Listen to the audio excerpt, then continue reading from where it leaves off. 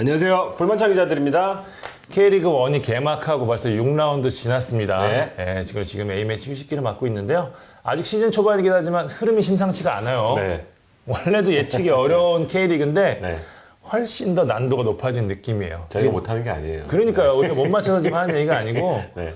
초반 판세 좀 정리 좀 해봐야 될 것 같습니다. 일단 순위 좀 볼까요? 네, 뒤에 이제 그래픽으로 제가 표시를 해놨는데요. 눈여겨볼 게 역시 단연 수도권 팀들의 강세입니다. 그러니까요. 최근 주춤했던 서울, 수원이 2위와 4위의 자리에 있고요. 강등권에 있던 성남이 5위, 그리고 인천, 만년 강등 후보. 강등 후보 인천이 8위에 위치해 있습니다.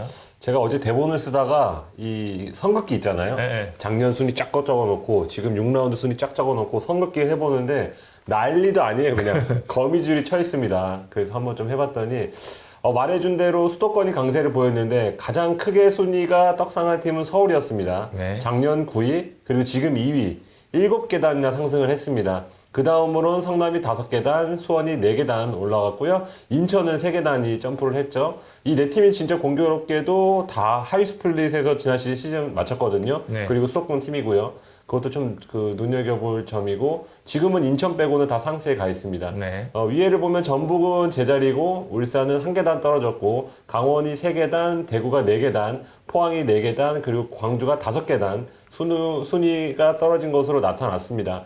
광주야 작년 성적이 조금 심하게 좋았던 것을 좀 감안을 할 때 아무래도 강대포, 강원, 대구, 포항 이 세 팀이 초반 부진한 게 6라운드 특징이라고 할 수 있습니다. 지역 감정 이런 건 아니고 좀 재미로 분류를 하자면 부산도 지금 2부로 떨어졌잖아요. 네. 그래서 경상도 팀이 하나 좀 작년에 비해서 좀 부족한데 세 팀 모두 작년보다 못하다 이렇게 좀 정리할 수 있겠네요. 이거의 연장선상을 볼 수 있겠는데요. 네. 또 다른 특징이 상향 평준화입니다. 그러니까 순위는 나눠져 있지만 지금 절대 강자도 절대 약자도 없는 그런 분위기인데요.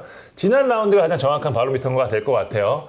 선두를 질주하던 전북이 이제 고전 끝에 최하위 수원FC와 가까스로 비겼죠.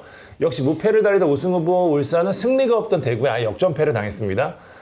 K리그가 원래 상하이 팀 간의 격차가 크지 않은 리그라고 그걸로 유명한데 올해는 유독 그 현상이 좀 두드러지는 것 같아요. 그러니까 당초 하위권으로 지목됐던 팀들이 인천, 성남, 광주, 수원FC였는데 이들이 기본적으로 탄탄한 전력을 과시하면서 좀 상위권 팀들을 괴롭히고 있고요. 맞아요.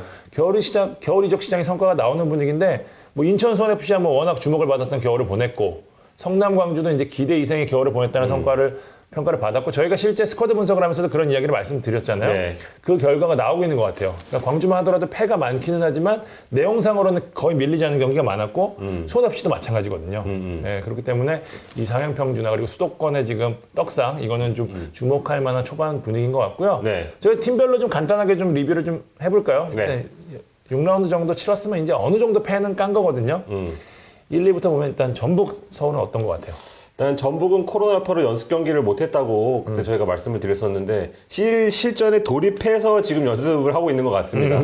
3 미들, 장신 투톱, 3명의 22세 카드, 최용준의 위치, 큰 폭의 로테이션, 매 라운드마다 새로운 얼굴하고 나타나잖아요. 맞아요. 그런 과정에서 경기력이 조금 안 나타나긴 하지만 그래도 우리 선두야.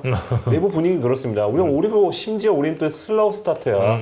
앞으로 점점 좋아질 거야. 왜냐하면 전력의 핵 쿠니모토가 돌아오거든. 이런 분위기가 감지가 됩니다. 진짜. 앞으로 점점 더 무서워질 거다. 이렇게 예상을 좀 해보고요. 전북이니까 할 수 있는 얘기네요. 여유가 달라요. 서울은 확실히 좋아졌습니다. 새롭게 부임한 박진석 감독이 경기를 준비하는 테마나 아이디어가 조금 분명하고 그 전술대로 팀이 좀 돌아가는 게 좀 신기하고 기성용 오스마르 중원조합이 워낙 클래스가 다르다 보니까 상대팀한테 큰 부담이 됩니다. 그런데 좀 한 가지는 최후방과 최후의 전방이 약간은 좀 무게감이 떨어진 건 사실이지만 그 기스마르가 지금까지는 버텨줬다.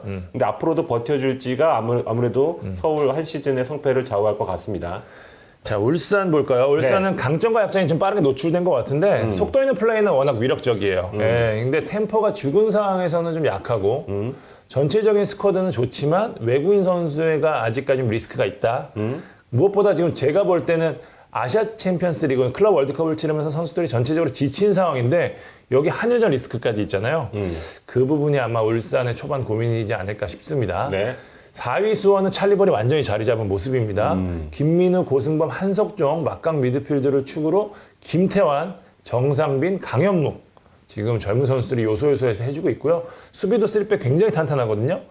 하지만 역시 좀 제리치도 아직 기대만큼 아니고 특히 니콜라우 활용법에 대한 고민이 있거든요. 네. 거기에 지금 백업 부재는 뭐 수원의 시즌 전부터 지목받았던 약점이었기 때문에 네. 이 부분 고민하고 있을 것 같습니다. 저는 정상민 하지만 김태환은 어느샌가 그냥 자리를 잡아버렸어요. 김태환은 그냥 네. 그냥 주축. 주축이 돼서. 22세 카드가 아니라 주축. 그러니까 그 이기재랑 왠지 동년배 같아. 너무 자연스럽게 녹아들었다는 점이 좀 그 신기하고요. 제가 다음 성남을 좀 보겠습니다. 제가 김남일 감독 눈빛에 조금 홀려왔다고 그렇게 완전 빠졌지. 네, 말씀드렸는데 그게 제가 뭐 마음이 약해서 이런 게 아니고 그냥 자신감이 있었던 것 같아요. 그만큼 좀 틀을 좀 잘 잡아놓고 그 동계훈련 준비를 잘했다는 생각이 납니다. 제가 여러 차례 말씀을 했다시피 그 주전 자리라고 생각된 한두 자리 선수가 빠지더라도 티가 잘 안 나요. 예, 그리고 또 뭐 상대에게 공을 주고 우린 극단적으로 수비할 거야. 이런 뭐 무리뉴식 그 아티풋볼도 아니고 공을 그 빌드업을 하면서도 뭔가 부드러우면서도 단단하고 그런 축구가 어떤 면에서 약간 김남일을 딱 닮았다. 예, 2년차 만에 김남일이 뭔가 자기의 축구를 진짜 하고 있는 것 같다. 이런 생각이 들고요. 밀리치와 김영광, 최전방과 최후방 둘의 공헌이 지금까지 가장 큰 것 같습니다. 제주는 오무를 통해서 K리그 1 팀들에게 확실히 각인을 시켰다고 좀 보고 있습니다. 저는 안 좋은 쪽보다 좀 좋은 쪽으로 보고 있는데 만만치 않네. 조수비를 어떻게 뚫어? 무슨 압박을 90분 동안 해. 이런 얘기 제가 굉장히 많이 들었어요. 그래서 지금 공격수들이 득점이 없다는 게 문제지만 FC 서울이나 수원 FC처럼 공격수 옵션이 없는 건 또 아니거든요. 그래서 저는 차근차근 좋아질 것이라고 예상을 해봅니다. 포항은 저는 제가 기대했던 것보다는 나쁘지 않은 초반을 보냈어요. 그래요? 외국인 선수 합류전이 고비라고 했는데 어쨌든 초반 잡을 팀들을 잡으면서 승점 7점까지 얻었고요. 지난 경기들 보면 어쨌든 새로 영입한 이 선수들이 가장 키를 쥐고 있는 선수들이었는데 타슈나 크베시티가 나쁜 선수들은 아니다. 적응만 하면 잘할 수 있을 거라는 거는 굉장한 위안이 될 것 같은데 하창래가 빠진 중앙 수비가 생각보다 불안한 모습을 좀 보이고 있고 베테랑 의존도가 지금 생각보다 크거든요. 그 부분이 한 시즌을 치르면서 포항이 과연 버틸 수 있을까 하는 김기동 감독의 고민이 되지 않을까 좀 싶고요. 네. 인천 경기력은 좋습니다. 저희가 누누이 얘기 드리는데 지난 몇 년간 인천이 초반에 항상 좋지 않았잖아요. 근데 지난 몇 년간 초반 중에는 단연 최고라고 할 수 있을 텐데 전체적으로 틀이 꽉 짜여진 모습이고요. 김현 네개바가 일단 부활했고 그렇기 때문에 여기에 무고사까지 가세할 할 경우에는 좀 천군만마가 될 것 같은데 하지만 경기력만큼 승점이 획득이 좀 잘 안 되고 있다는 점 그리고 3백이 어쨌든 인천 입장에서는 메인 전술이 될 가능성이 높았는데 3백이 의외로 잘 통하지 않는다는 점도 아마 인천 입장에서는 큰 고민이 될 것 같습니다. 네, 대구 보겠습니다. 대구는 6라운드에 울산 잡긴 했지만 이 한 경기 결과로 취해서는 안 된다. 이런 말씀부터 드리고 싶습니다. 이적 시장을 포함한 동계훈련을 잘 보내지 못한 팀 중에 한 팀이라고 조금 보이죠. 그리고 최다 실점에 빛나는 불안한 수비, 그리고 여전한 세징야 의존도, 여기가 고민일 것 같아요. 뭐 한 가지 희망이라고 좀 본다면 이제 에드가가 이제 곧 돌아온다는 점과 그리고 정승원이 연봉 문제가 잘 해결돼서 계약을 타결했죠. 그래서 돌아온다는 점이 좀 호재라고 할 수 있지만 저는 정승원이 과연 100% 집중할까에 대해서는 좀 의문이 있습니다. 강원은 그래프로 그리면 정말 서서히 좋아지고 있는 게 맞아요. 보입니다. 네. 3연패, 2무 그리고 승리거든요. 골키퍼 문제, 뭐 퇴장, 징계, 뭐 불운, 뭐 부상, 대구와 마찬가지로 안 좋은 일은 죄다 다 겪었는데 하나씩 해결하고 있습니다. 자꾸 뭐 말해서 하나 하니까 뭐 나왔는데 예. 한국영, 임채민 이 코어들이 버텨주니까 그나마 좀 힘을 받는 것 같습니다. 광주는 역시 확실히 수비가 좀 좋은 모습이에요. 네. 그러니까 전체적으로 김호영 감독이 조직을 빠르게 만들었고 펠리페가 없는 가운데서도 이 정도면 잘 버텼다. 엄톱으로 잘 버텼다 생각이 드는데 웨이니 가세한 후가 승부처잖아요, 사실. 그러니까 광주의 초반은 순위보다는 확실히 괜찮은 것 같아요. 근데 하지만 이게 예상보다 좋다는 거지 올 시즌 경쟁자들의 힘이 굉장히 좋거든요. 그렇기 때문에 전체적으로 힘만 놓고 보면 확실히 광주가 예상대로 센 편은 아니다. 약하다라는 좀 지적을 좀 하고 싶고요. 네. 수원FC는 무승이기는 하지만 경기력이 아주 나쁘진 않았습니다. 박지수 불운이 겹치면서 가장 잡았어야 했던 뭐 인천 성남전 연패 빠진 것도 좀 아쉽고 그런데 문제는 뭐냐? 고비를 못 넘는다는 거죠. 여러 차례 이야기하는데 변수가 생기면 이를 극복할 수 있는 힘이 없고 그냥 그대로 주저앉아 버리는 모습이 굉장히 크거든요. 여기 양동현이 부상으로 확실한 스트라이커가 없다는 것도 수원FC가 계속 초반 그리고 중반까지 끌고 가는 데 있어서 큰 약점이 아닐까 좀 싶습니다. 네, 이렇게 12팀을 저희가 짧게 한번 평가를 한번 해봤고요. 네, 네. 다음 순서는 뭡니까? 사실 지금까지 한 얘기는 다 이걸 위한 빌드업이었어요. 빌드업을 10분 동안 했는데. 저희가 시즌 개막하기 전에 네. 사실 뭐 노빠꾸로 지금 예상 순위를 했잖아요. 네. 이게 생각보다 좀 반향이 좀 있었어요. 네. 어떤 팀에서는 고맙다고도 하고 어떤 팀에서는 좀 짠 거 아니야 이러면서 좀 볼멘 소리 하는 팀들 좀 있었는데 저희가 그건 진짜 순전히 저희가 스쿼드 분석하면서 했던 바탕으로 한 스쿼드 그리고 저희가 갖고 있는 몇몇 정보를 바탕으로 한 예상이었거든요. 네. 뚜껑을 여니까 다른 그림이 펼쳐지고 있는 게 많기 때문에 네. 뭐 허락해 주셔야 그냥 하겠습니다. 일단 첫 번째 AS로 제가 네. 6경기를 본 후 예상 순위 한번 가보도록 할게요. 무슨 6경기 만에 AS 하냐고 할 수도 있는데 네. 뭐 재미로 하는 거니까 그러니까요. 한번 네. 들어보십시오. 네. 저는 개인적으로 조금 크게 손볼 구성은 없는 것 같아요. 네, 일단 전북 뭐 우승 예측했는데 전북 선두 달리고 있고 수원 FC와 광주 하위권 지금까지 그렇게 되고 있죠. 예, 성남도 생각보다 안정적일 것 같다고 얘기했고 서울 수원이 뭐 제가 예상한 것보다 위이지만 상스에 있고 근데 좀 걸리는 거는 강원, 포항. 예, 여기가 폼이 떨어진 것 정도가 좀 예상을 조금 벗어난 지점이라고 볼 수 있습니다. 그래서 저는 상스에서 한 팀, 그리고 하스에서 한 팀 정도만 자리를 바꾸고 싶습니다.